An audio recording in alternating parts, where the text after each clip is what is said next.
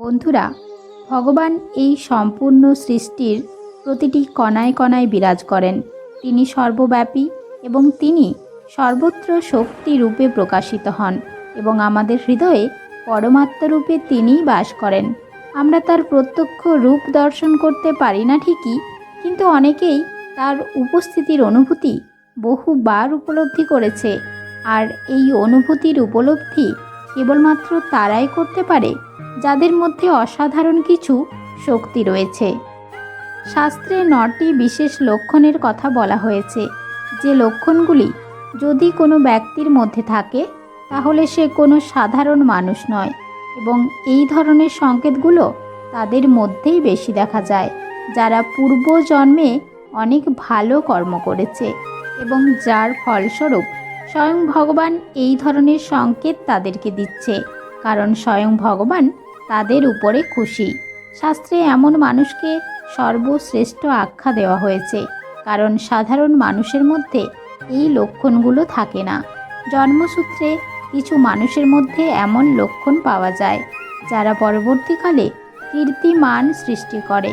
তাই এই 9টি সংকেত সম্পর্কে জানতে আপনারা অবশ্যই পুরো ভিডিওটি সম্পূর্ণ দেখবেন। নমস্কার বন্ধুরা, আপনাদের সকলকে স্বাগত জানাচ্ছি নন্দিনীর ডায়েরি ইউটিউব চ্যানেলে।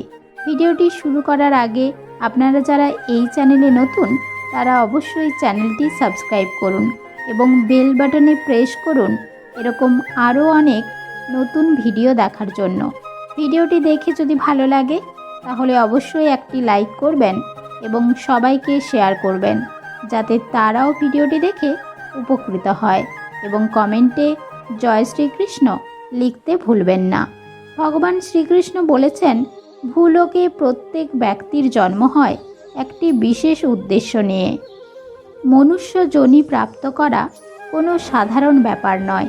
শাস্ত্রে 84 লক্ষ যোনির মধ্যে সর্বশ্রেষ্ঠ মনুষ্য যোনিকেই বলা হয়েছে। মনুষ্য জন্ম নিয়ে প্রাণী যে কার্য করতে পারে তা অন্য কোনো প্রাণীরূপে জন্মগ্রহণ করে করা যায় না। এই কারণেই প্রতিটি মানুষের উচিত পরমেশ্বরের কাছে কৃতজ্ঞতা স্বীকার করা। মনুষ্য শরীর ধারণ করা প্রতিটি প্রাণীর উচিত এই জন্মের সঠিক ব্যবহার করা, সংসারের কল্যাণের জন্য কর্ম করা। কিন্তু অনেক মানুষই মনুষ্য শরীর ধারণ করেও জানোয়ারের মতো আচরণ করে। এ কথা সত্যি যে আমাদের মধ্যে অনেকেই খুব ভাগ্যবান হয়, কারণ ওদের উপরে ভগবানের বিশেষ কৃপা দৃষ্টি থাকে, আর এমন কিছু শুভ শক্তি তাদের চারপাশে বিদ্যমান থাকে যা তাদের সঠিক রাস্তা দেখায় এবং প্রত্যেক সমস্যায় তাদের সাহায্য করে। আর এই ঐশ্বরিক শক্তিরা কিছু এমন মানুষকে বেছে নেয় যারা নিজেরা সঠিক পথে থাকে এবং নিজের চারপাশের মানুষদেরও সঠিক পথ দেখায়। এরা অন্য ব্যক্তিদের ধর্মের পথে চলার প্রেরণা দেয়। কিন্তু আপনি কিভাবে জানবেন যে আপনার মধ্যে এমন কোনো অলৌকিক দৈব শক্তি আছে যা সর্বত্র আপনাকে রক্ষা করছে, যার কারণে আপনি বহুবার মৃত্যুর মুখোমুখি হয়েও ফিরে এসেছেন? কোনো বড় দুর্ঘটনার হাত থেকে আপনি বেঁচে যান বা কোনো বড় সমস্যায় আপনি জড়িয়ে পড়েন না। এই সব কিছুর পিছনে রয়েছে সেই অলৌকিক শক্তি যা জীবনের প্রতি পদক্ষেপে আপনাকে সহায়তা করেছে। আপনি এই শক্তিকে মানুন কিংবা না মানুন, এই শক্তি সর্বদাই আপনার চারপাশে উপস্থিত রয়েছে। আজ আমি আপনাদেরকে এমন 9টি সংকেত সম্পর্কে বলবো, আর এই 9টি সংকেত এমনই সংকেত যার মাধ্যমে আপনি জানতে পারবেন যে আপনি বাকি মানুষদের থেকে আলাদা এবং ভগবান সর্বদা আপনার সঙ্গে আছেন। 1.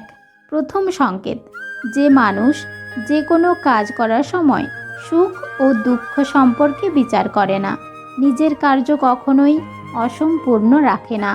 যতই সংকট সৃষ্টি হোক না কেন, সে নিজের পথ থেকে পিছু পা হাঁটে না। যে কোনো পরিস্থিতিতে সে সম্পূর্ণ মনোযোগ সহকারে নিজের কার্য সম্পন্ন করে। লোকে খারাপ বলুক কিংবা সমালোচনা করুক, সে ভগবানের প্রতি অটুট বিশ্বাস রেখে নিজের কাজ করে যায়। এরকম মানুষদের আশেপাশে ঈশ্বরের এনার্জি সব সময় বিরাজ করে, কারণ তার ভগবানের প্রতি ও নিজের প্রতি সম্পূর্ণ বিশ্বাস থাকে যে একদিন সে অবশ্যই সফল হবে। 2. দ্বিতীয় সংকেত, তারা কখনো অন্যের সমালোচনা করে না।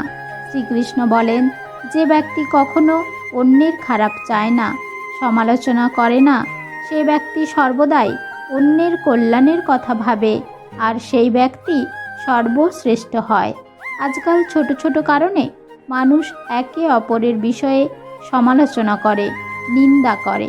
কিছু মানুষ প্রতি মুহূর্তে অন্য মানুষকে অপমানিত করার চেষ্টা, নিচু করার চেষ্টা, অন্যের ক্ষতি করা ইত্যাদি নানা প্রকার খারাপ কাজ করে বেড়ায়।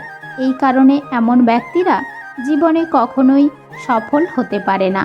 তৃতীয় সংকেতটি হলো, যে ব্যক্তি দৈনন্দিন কাজের পর ভগবানের আরাধনা, নাম জপ আর ভগবানকেই পরম সত্য জ্ঞান করে, তাকে অনুভব করতে সফল হয়। বাস্তবে এমন ব্যক্তির চারপাশে এই ঐশ্বরিক শক্তির আবির্ভাব হয়, যার কারণে এমন ব্যক্তি ভগবানের উপস্থিতি অনুভব করতে পারে। এরা ভগবানকে সম্পূর্ণ বিশ্বাস করে। জীবনে দুঃখ আসুক কিংবা সুখ আসুক, এরা প্রতিটি পরিস্থিতিতেই ভগবানকে স্মরণ করে আর কখনোই ভগবানের অপমান করে না। চতুর্থ সংকেত, যে ব্যক্তি সমাজের উপর তার দায়িত্ব অনুভব করে, ভালো ও পুণ্যের কাজ করে, অসহায় ও দরিদ্র ব্যক্তির সহায়তা করে, দুর্যোগে ও বিপদে পশু পাখির সহায়তা করে, বৃদ্ধ ও পঙ্গু ব্যক্তির কখনো উপহাস করে না, কখনো কাউকে ছোট করার জন্য তিরস্কার করে না, এরকম ব্যক্তিরা মানুষের মধ্যে শ্রেষ্ঠ হয়। প্রত্যেক ব্যক্তির মধ্যে এমন গুণ থাকে না, একমাত্র যাদের উপরে ভগবানের কৃপা দৃষ্টি থাকে তাদের মধ্যেই এমন গুণ লক্ষ্য করা যায়। তারা নিজেরা পুণ্য কর্ম করে এবং অন্যদেরও পুণ্য কর্ম করার প্রেরণা যোগায়। পঞ্চম সংকেতটি হলো, যারা অন্যায় করে না। যে ব্যক্তি কখনো অন্যের সঙ্গে অন্যায় করে না, কখনো অন্যের ধন ছিনিয়ে নেয় না, অন্যের অসহায়তার সুবিধা নেয় না, সেই ব্যক্তির শ্রেষ্ঠ হয়। যে ব্যক্তি কখনোই অন্যের দুর্বলতায় আঘাত করে না, অন্যায়ভাবে অন্যের ক্ষতি করে না, কেবলমাত্র নিজের কার্য করে যায়, সেই ব্যক্তি জীবনে কৃতি অর্জন করে। ষষ্ঠ সংকেত, পূর্বাভাস দেওয়া। সংসারে কিছু ব্যক্তির মধ্যে এমন এক অলৌকিক শক্তি থাকে। এই শক্তির মাধ্যমে তারা ভবিষ্যতে ঘটিত হওয়ার কিছু ঘটনার পূর্বাভাস আগে থেকেই পেয়ে যায়। ভবিষ্যতে কিছু অশুভ ঘটনা ঘটার হলে তার পূর্বাভাস আগের থেকেই পেয়ে যায়। এদের মন হঠাৎ উত্তেজিত হয়ে ওঠে। আশেপাশের আবহাওয়ায় এরা অদ্ভুত পরিবর্তন লক্ষ্য করতে পারে।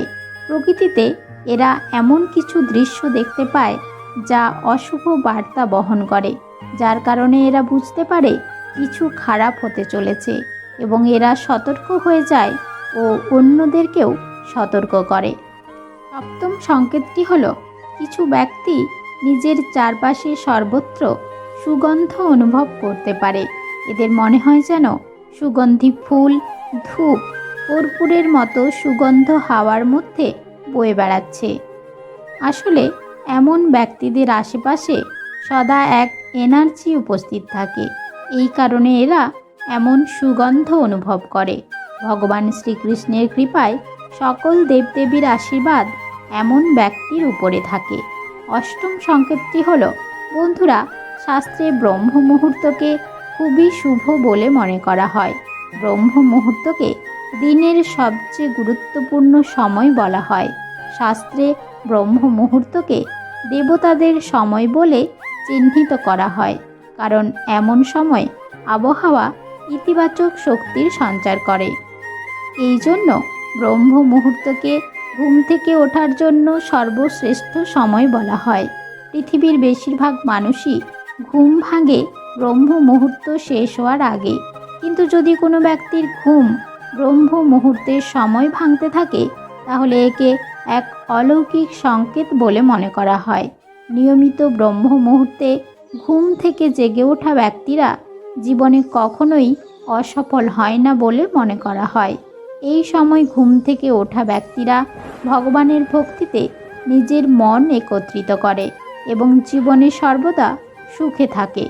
এমন ব্যক্তিদের বুদ্ধি অন্য সাধারণ মানুষের তুলনায় অনেক বেশি হয়।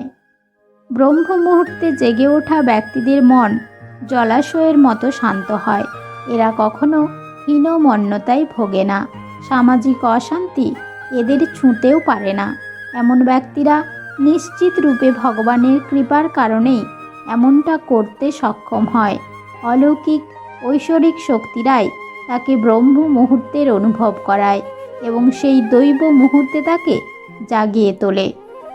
নবম সংকেতটি হলো, বন্ধুরা, অনেক সময় যখন আমরা মন্দিরে, ধার্মিক স্থানে ভজন কীর্তন শুনতে যাই, তখন যতই সুন্দর ভজন হোক না কেন, মাঝে মধ্যেই আমাদের মন অস্থির হয়ে ওঠে।